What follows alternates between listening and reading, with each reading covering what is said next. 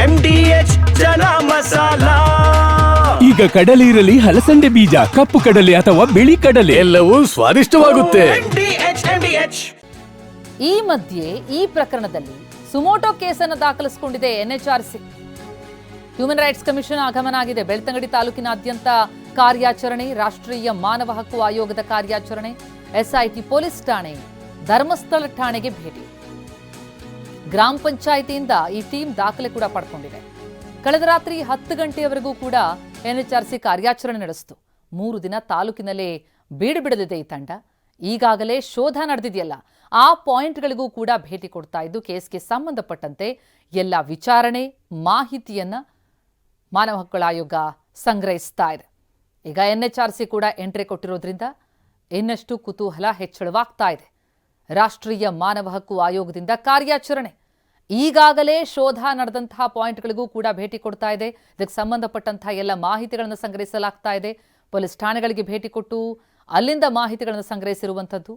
ಒಂದು ಕಡೆ 13ನೇ ಪಾಯಿಂಟ್ನಲ್ಲಿ ಇವತ್ತು ಡ್ರೋನ್ ಮೌಂಟೆಡ್ ರೆಡಾರ್ನಿಂದ ಶೋಧ ನಡೆಯುತ್ತೆ. ಈ ಬಗ್ಗೆ ಡೀಟೇಲ್ಸ್ ಕೊಡ್ತಾ ಹೋಗ್ತಾರೆ ನಮ್ಮ ಪ್ರತಿನಿಧಿ ಪೃಥ್ವಿ. ಈಗ ಸಂಪರ್ಕದಲ್ಲಿದ್ದಾರೆ. ಪೃಥ್ವಿ, ಇವತ್ತು ಬಹಳ ಕುತೂಹಲದ ಘಟ್ಟ. ಯಾಕಂದ್ರೆ ಇಷ್ಟು ದಿನ ಕಾಯ್ತಾ ಇದ್ದಂತಹ ಯಂತ್ರ ಕೂಡ ಬಂದಾಯ್ತು. ಈಗೇನಿದ್ರು ಆ ಯಂತ್ರದ ಮುಖೇನ ಕಾರ್ಯಾಚರಣೆ ನಡೆಸಬೇಕಾಗಿದೆ. ಹಾಗಾಗಿ ಇವತ್ತೇನಾದ್ರೂ ಸಿಗಬಹುದಾ ಎನ್ನುವಂತಹ ಕುತೂಹಲ ಜಾಸ್ತಿ ಆಗ್ತಾ ಇದೆ. ಯಾವ ರೀತಿಯ ಸಿದ್ಧತೆಗಳು ಕಂಡು ಬರ್ತಾ ಇದೆ? ನಿನ್ನೆಯ ಡೆಮೋ ಮೂಲಕ ಏನೇನ್ ಪತ್ತೆ ಹಚ್ಚಲಾಗಿದೆ? ಪ್ರತಿಮಾ, ಪ್ರಮುಖವಾಗಿ ಈ 13ನೇ ಪಾಯಿಂಟ್ ಐತಿ. ಇವತ್ತು 13ನೇ ದಿನ. 13ನೇ ಪಾಯಿಂಟ್ನಲ್ಲಿ ಈ ಒಂದು ಶೋಧ ಕಾರ್ಯ ನಡೆಯುವಂಥದ್ದು. ಅಂದರೆ ಪರ್ಟಿಕ್ಯುಲರ್ ಆಗಿ ಇಲ್ಲಿ ಆ ದೂರುದಾರ ಏನಿದ್ದಾನೆ, ಮಾಸ್ಕ್ ಮ್ಯಾನ್ ದೂರುದಾರ ಏನಿದ್ದಾನೆ, ಸೊ ಆತನ ವಕೀಲರು ಒಂದು ಡಿಮ್ಯಾಂಡನ್ನು ಇಟ್ಟಿದ್ರು. ಅಂದರೆ ಆರಂಭಿಕ ಹಂತದಲ್ಲಿ 1ರಿಂದ 13ನೇ ಪಾಯಿಂಟ್ ಗುರುತು ಮಾಡಿದ್ರು. 1ರಿಂದ 12ನೇ ಪಾಯಿಂಟ್ವರೆಗೂ ತೆಗೆದಂಥ ಸಂದರ್ಭದಲ್ಲಿ 6ನೇ ಪಾಯಿಂಟಲ್ಲಿ ಒಂದು ಅಸ್ಥಿಪಂಜರ ಸಿಕ್ತು. ಅದನ್ನು ಬಿಟ್ಟರೆ ಇನ್ನು ಎಲ್ಲೂ ಕೂಡ ಸಿಗಲಿಲ್ಲ. ಸೊ ಆ ಸಂದರ್ಭದಲ್ಲಿ ಬಂದಂತಹ ಡಿಮ್ಯಾಂಡ್ ಇದು ಏನಂತ ಹೇಳಿದರೆ, ಇಲ್ಲಿ ಭೌಗೋಳಿಕ ಬದಲಾವಣೆ ಆಗಿದೆ. ಅಂದರೆ ಹಿಂದೆಲ್ಲ ಏನು ಪ್ರವಾಹಗಳು ಮತ್ತು ಭೌಗೋಳಿಕ ಬದಲಾವಣೆ ಅಂದರೆ ಕನ್ಸ್ಟ್ರಕ್ಷನ್ ಆಗಿರೋ ಅಂಥದ್ದು, ಬೇರೆ ಬೇರೆ ರಸ್ತೆ ನಿರ್ಮಾಣ ಇಂಥದ್ದೆಲ್ಲವೂ ಕೂಡ ಆಗಿದ್ದರಿಂದ ಸೊ ಭೌಗೋಳಿಕ ಬದಲಾವಣೆ ಆಗಿದೆ. ಅದಕ್ಕೋಸ್ಕರ ಈತ ತೋರಿಸ್ತಾ ಇರುವಂತಹ ಜಾಗಗಳಲ್ಲಿ ಯಾವುದೇ ರೀತಿ ಅಸ್ಥಿಪಂಜರಗಳು ಸಿಗ್ತಾ ಇಲ್ಲ. ಸೊ ಅದಕ್ಕೋಸ್ಕರ ನಮಗೆ ಈ GPR ಯಂತ್ರವನ್ನು ತೆಗೆದುಕೊಂಡು ಬರಬೇಕು. GPR ಯಂತ್ರದ ಮೂಲಕ ಆಧುನಿಕ ಟೆಕ್ನಾಲಜಿಯನ್ನು ಬಳಸ್ಕೊಂಡು ಇದನ್ನು ಹುಡುಕ್ಲಿಕ್ಕೆ ಎಲ್ಲ ರೀತಿಯ ಸಹಕಾರ ಕೊಡಬೇಕು ಅಂತೇಳಿ ದೂರುದಾರರ ಪರ ವಕೀಲರು SITಗೆ ಒಂದು ಮನವಿಯನ್ನು ಮಾಡಿದರು. ಸೊ SIT ಅದನ್ನು ಮನವಿಯನ್ನು ಪುರಸ್ಕರಿಸಿತ್ತು. ಅದಾದ ಬಳಿಕ ಅದನ್ನು ಎಲ್ಲ ರೀತಿಯಲ್ಲಿ ವರ್ಕೌಟನ್ನು ಮಾಡ್ತಾ ಇತ್ತು. ಅಂದರೆ GPR ಮಷೀನನ್ನು ತರಿಸಲಿಕ್ಕೆ ಎಲ್ಲ ರೀತಿಯ ಪ್ರಯತ್ನಗಳನ್ನು ಮಾಡ್ತಾ ಇತ್ತು. SIT ಮುಖ್ಯಸ್ಥ ಖುದ್ದು ಪ್ರಣಬ್ ಮೊಹಂತಿನೇ ಈ ಒಂದು ನೇತೃತ್ವವನ್ನು ತಗೊಂಡು ಅದನ್ನು ಸಖತ್ ಅಂದರೆ ಆ ಒಂದು ದೆಹಲಿ ಮತ್ತು ಬೆಂಗಳೂರು ಆ ಯಂತ್ರಗಳು ಎಲ್ಲೆಲ್ಲಿದೆ ಅವ್ರನ್ನ ಕಾಂಟ್ಯಾಕ್ಟ್ ಮಾಡೋಂಥದ್ದು, ಇವನ್ನೆಲ್ಲವನ್ನು ಕೂಡ ಮಾತಾಡಿ ಈಗ ತರಿಸಲಿ ಯಶಸ್ವಿಯಾಗಿದ್ದಾರೆ.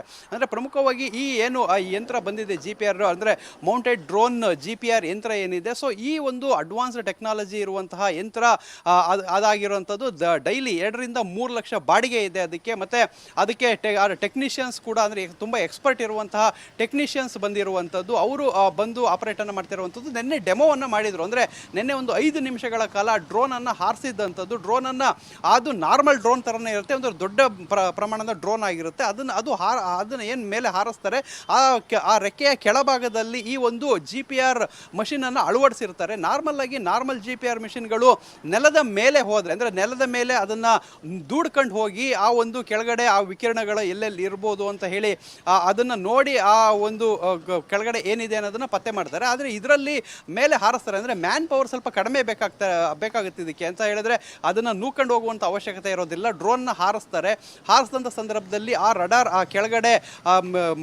ಅದನ್ನು ಕೆಳಗಡೆ ಪತ್ತೆ ಮಾಡುವಂಥ ಕೆಲಸ ಮಾಡುತ್ತೆ. ಅದನ್ನು ಲ್ಯಾಪ್ಟಾಪ್ನಲ್ಲಿ ಕೂತ್ಕೊಂಡು 2D 3D ಇಮೇಜ್ಗಳನ್ನಾಗಿ ಅವನ್ನು ವಿಂಗಡಿಸ್ಕೊಂಡು ಹೋಗ್ತಾರೆ. ಅಂದರೆ ಆ ಒಂದು ಪರ್ಟಿಕ್ಯುಲರ್ ಜಾಗದಲ್ಲಿ ಏನಾದರೂ ಸಿಗುತ್ತಾ, ಯಾವುದಾದ್ರೂ ಕಂಡು ಬಂತು ಅಂತ ಹೇಳಿದರೆ, ಅಂದರೆ ಮೆಟಲ್ ಬೇರೆ ಬೇರೆ ಕಬ್ಬಿಣದ ಅಂಶಗಳು ಮತ್ತು ಬೇರೆ ಬೇರೆ ಏನಿರುತ್ತೆ ಅವು ಕೂಡ ಅದರಲ್ಲಿ ಪತ್ತೆ ಆಗುವಂಥ ಸಾಧ್ಯತೆಗಳಿರುತ್ತೆ. ಪರ್ಟಿಕ್ಯುಲರ್ ಆಗಿ ಅಸ್ಥಿಪಂಜರವನ್ನು ಮಾತ್ರ ಅದು ತೋರಿಸೋದಿಲ್ಲ. ಸೊ ಆ ಅಸ್ಥಿ ಎಲ್ಲ ಏನೇನು ಕೆಳಗಡೆ ಇರುತ್ತೆ ಎಲ್ಲವನ್ನು ಕೂಡ ಅದರ ಒಂದು ಸ್ಟ್ರಕ್ಚರನ್ನು ತೋರಿಸ್ತಾ ಹೋಗುತ್ತೆ. ಆ ಸ್ಟ್ರಕ್ಚರ್ನ ಆಧಾರದ ಮೇಲೆ ಏನು ಇರ್ಬೋದು ಅನ್ನೋದನ್ನು ಇವರು ಅಂದಾಜು ಮಾಡ್ತಾರೆ. ಅಂದರೆ ಆ ಮನುಷ್ಯನದು ಅಸ್ಥಿಪಂಜರ ಏನಾದರೂ ಇತ್ತು ಅನ್ನೋದಾದರೆ ಅದರ ತಲೆ ಬುರುಡೆ ಮತ್ತು ಪಕ್ಕೆಲುಬುಗಳು, ಸ್ಪೈನಲ್ ಕಾರ್ಡ್ಸು, ಕಾಲು, ಕೈ ಈ ಥರದ ಒಂದು ಸ್ಟ್ರಕ್ಚರನ್ನು ತೋರಿಸುತ್ತೆ. ಆ ಸ್ಟ್ರಕ್ಚರ್ ಏನಾದರೂ ಕಂಡು ಬಂದರೆ ಅಲ್ಲಿ ಡಿಗ್ ಮಾಡುವಂಥದ್ದು. ಅಂದರೆ ಈ ಹಿಂದೆ ಎಲ್ಲ ಹೇಗಾಗ್ತಿತ್ತು ಅಂತ ಹೇಳಿದರೆ ಆ ಒಂದು 1ನೇ ನಂಬರಿಂದ 12ನೇ ನಂಬರು ಮತ್ತು ಉಳಿದಂಥ ಬೇರೆ ಬೇರೆ ಪಾಯಿಂಟ್ಗಳನ್ನು ಏನು ಗುರುತು ಮಾಡಿದ್ರು ಅಲ್ಲಿ ಈ ಈ ಒಂದು ದೂರುದಾರ ಹೋಗ್ತಾ ಇದ್ದ, ಪರ್ಟಿಕ್ಯುಲರ್ ಇದೇ ಜಾಗದಲ್ಲಿ ನಾನು ಹೂತಾಕಿದ್ದೆ ಅಂತ ಹೇಳ್ತಾ ಇದ್ದ, ಅದನ್ನೇ ಡಿಗ್ ಮಾಡ್ತಾ ಇದ್ರು. ಸೊ ಇಲ್ಲಿ ಹಾಗಾಗೋದಿಲ್ಲ. ಇಲ್ಲಿ ಅದನ್ನ ಡಿಗ್ ಮಾಡೋದಕ್ಕಿಂತ ಮೊದಲು ಆ ಒಂದು ಈ GPR ಯಂತ್ರದಲ್ಲಿ ಸ್ಕ್ಯಾನ್ ಅನ್ನ ಮಾಡಲಾಗುತ್ತೆ. ಅಲ್ಲೇನಾದ್ರೂ ಕಂಡು ಬಂತು ಅಂದ್ರೆ ಮಾತ್ರ ಆ ಜಾಗವನ್ನ ಡಿಗ್ ಮಾಡುತ್ತೆ.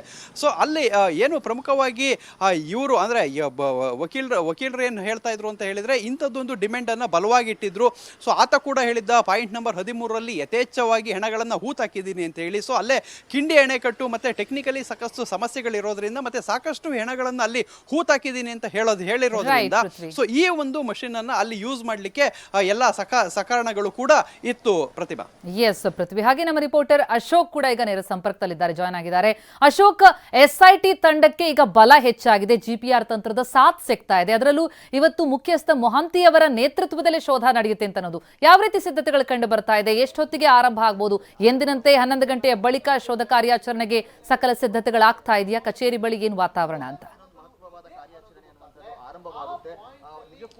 ಹೌದು ಪ್ರತಿಮಾ, ಇವತ್ತಿನ ಕಾರ್ಯಾಚರಣೆ ಅತ್ಯಂತ ಮಹತ್ವದಾಗಿರ್ತಕ್ಕಂಥದ್ದು. ಈಗಾಗಲೇ SITಯ ಈ ಒಂದು ತನಿಖಾಧಿಕಾರಿ ಆಗಿರ್ತಕ್ಕಂಥ ಪ್ರಣವ್ ಮೋಹಂತಿ ಅವರು ಈಗಾಗಲೇ SIT ಕಚೇರಿಗೆ ಆಗಮಿಸಿದ್ದಾರೆ. ಇನ್ನು SIT ಮುಖ್ಯಸ್ಥರಾಗಿರ್ತಕ್ಕಂಥ ಪ್ರಣವ್ ಮೋಹಂತಿ ಅವರು ಈಗಾಗಲೇ ಮಂಗಳೂರಿಗೆ ಬಂದು ಲ್ಯಾಂಡ್ ಆಗಿದ್ದಾರೆ ಅನ್ನುವಂಥ ಮಾಹಿತಿ ಕೂಡ ಇದೆ. ಇನ್ನೇನು ಕೆಲವೇ ಹೊತ್ತಲ್ಲಿ ಅವರು ಮಂಗಳೂರಿನಿಂದ ನೇರವಾಗಿ ಬೆಳ್ತಂಗಡಿ SIT ಕಚೇರಿಗೆ ಬರ್ತಾರೆ. ಈ GPR ರ್ಯಾಡರ್ ಯಂತ್ರ ಏನಿದೆ ಅದು ನಿನ್ನೆ ಬಂದಿತ್ತು. ಸೊ ನಿನ್ನೆ ಡೆಮೋ ಕಾರ್ಯಾಚರಣೆ ಮಾಡಿರ್ತಕ್ಕಂಥದ್ದು. ಇವತ್ತು ಅಸಲಿ ಕಾರ್ಯಾಚರಣೆ ಶುರುವಾಗುತ್ತೆ. ಸೊ ಇದು ಖುದ್ದು ಈ ಒಂದು SIT ಮುಖ್ಯಸ್ಥರಾಗಿರ್ತಕ್ಕಂಥ ಪ್ರಣವ್ ಮೋಹಂತಿ ಅವರ ನೇತೃತ್ವದಲ್ಲೇ ಇದರ ಕಾರ್ಯಾಚರಣೆ ಆಗುತ್ತೆ.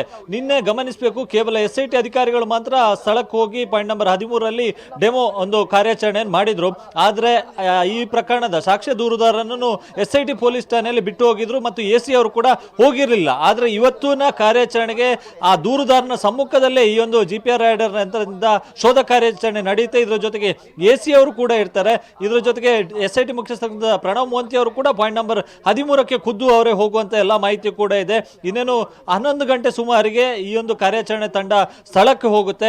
ಇನ್ನೇನು ಸಾಕ್ಷ್ಯ ದೂರುದಾರ ಕೂಡ ಬರಬೇಕಾಗಿದೆ. ಪ್ರಮುಖವಾಗಿ ಈವರೆಗೆ ಆಗಿರ್ತಕ್ಕಂಥ ಬೆಳವಣಿಗೆ ಹಿಂದೆ ಕೇವಲ ಆತ ಎಲ್ಲಿ ಪಾಯಿಂಟ್ ಹೇಳ್ತಿದ್ದ ಅಲ್ಲಿ ಡಿಗ್ಗಿಂಗ್ ಮಾಡುವಂತ ಕೆಲಸವನ್ನು ಮಾಡ್ತಿದ್ರು. ಆದ್ರೆ ಇದೀಗ ಆತ ಹೇಳಿರ್ತಕ್ಕಂಥ ಪಾಯಿಂಟ್ ನಲ್ಲಿ ಈ ಯಂತ್ರವನ್ನು ಬಳಸಿಕೊಂಡು ಆ ಬಳಿಕ ಉತ್ಖನನ ಮಾಡಬೇಕಾ ಬೇಡವಾ ಎನ್ನುವಂತ ನಿರ್ಧಾರಕ್ಕೆ ಕೂಡ ಬರುತ್ತೆ. ಇದರ ಜೊತೆಗೆ ಆಲ್ರೆಡಿ ಈಗೇನು 15-16 ಸ್ಪಾಟ್ಗಳಲ್ಲಿ ಏನು ಡಿಗ್ಗಿಂಗ್ ಅನ್ನು ಮಾಡಲಾಗಿದೆ, ಅಲ್ಲಿಯೂ ಕೂಡ ಸುತ್ತಮುತ್ತಲಿನ ಪ್ರದೇಶದಲ್ಲಿ ಈ ಯಂತ್ರದ ಸಹಾಯದಿಂದ ಶೋಧ ಕಾರ್ಯಾಚರಣೆ ಮಾಡುವಂತ ಎಲ್ಲಾ ಸಾಧ್ಯತೆ ಕೂಡ ಇದೆ. ಯಾಕಂತ ಹೇಳಿದ್ರೆ ಮೊದಲಿನಿಂದಲೂ ಕೂಡ ಆ ಸಾಕ್ಷ್ಯ ದೂರುದಾರನ ಪರ ವಕೀಲರು ಈ ಯಂತ್ರವನ್ನು ಬಳಸಬೇಕೆನ್ನುವಂತ ಒಂದು ಡಿಮ್ಯಾಂಡ್ ಅನ್ನು ಇಟ್ಟಿದ್ರು.